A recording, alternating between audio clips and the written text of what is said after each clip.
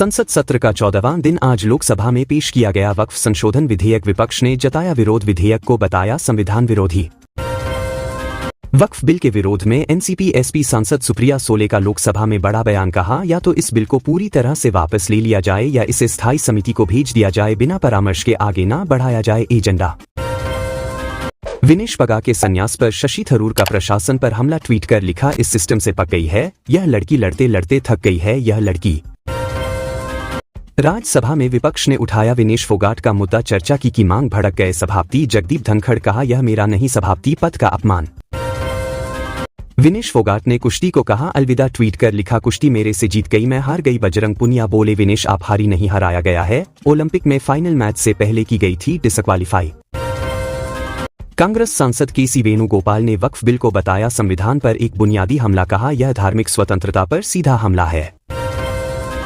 वक्फ bill पर विरोध जताते हुए सपा प्रमुख अखिलेश यादव ने लोकसभा स्पीकर की भूमिका पर भी उठाए सवाल। कहा, स्पीकर की शक्तियों को भी किया जा रहा सीमित।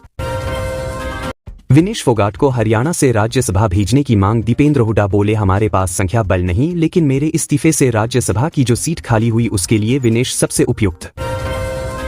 संसद परिसर में विपक्ष का प्याज और अन्य सब्जियों की कीमतों में इजाफे के खिलाफ विरोध प्रदर्शन। प्याज से बनी माला पहने नजर आए सांसद, प्याज का दाम कम करो का लगाया नारा।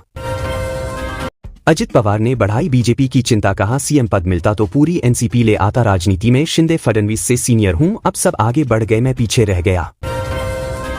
भारत में घुस रहे 500 बांग्लादेशियों को बीएसएफ ने रोका। बांग्लादेश में प्रदर्शनकारियों के हमलों के डर से इकट्ठा हुए थे यह लोग अंतर्राष्ट्रीय सीमा पर, बीएसएफ हाई अलर्ट पर। भूकंप के जबरदस्त झटकों से सहमा जापान। 7.1 तीव्रता के लगे झटके। क्यूशू शहर में जमीन से 8.8 किलोमीटर नीचे रहा केंद्र। आज बांग्लादेश में हो जाएगा अंतरिम सरकार का गठन। मोहम्मद यूनुस होंगे इसके चीफ। सरकार का कार्यकाल हो सकता है 3 साल तक का।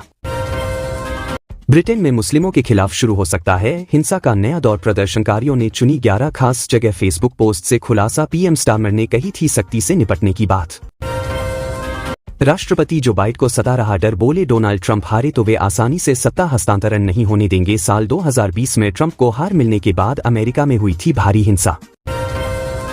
ब्याज दरों में लगातार 9वीं बार बदलाव नहीं, लोन महंगे नहीं होंगे, ईएमआई भी नहीं बढ़ेगी। आरबीआई ने रेपो रेट 6.5% पर रखी बरकरार।